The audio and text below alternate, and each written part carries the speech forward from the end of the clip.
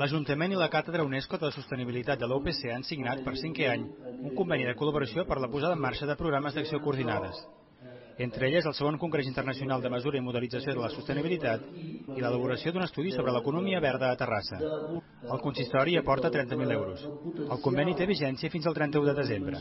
Celebrar doncs aquest compromís i celebrar també el compromís de l'Ajuntament amb la universitat, en el sentit de que tothom està traient un partit molt positiu d'aquestes col·laboracions, no només en la forma de convenis, sinó també en la forma de col·laboracions i de suport de cara a altres institucions.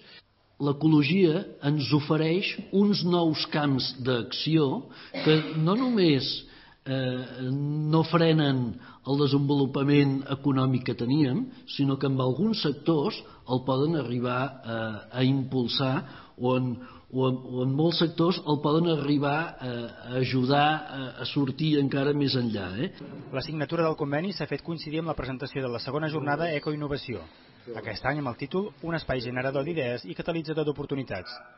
Tindrà lloc aquest dimecres al matí al Museu de la Ciència. Després de la inauguració oficial, el director de la Fundació Ecología y Desarrollo, Víctor Viñuales, farà la conferència Traient profit de la crisi. A continuació, una primera taula rodona sobre innovació i clúster d'eficiència energètica. Hi seran responsables de les empreses Circutor i Simontech i del centre tecnològic iTex. El segon debat girarà entorn a estudis sobre les energies solar tèrmica i fotovoltaica, la biomassa i el sector econòmic del medi ambient.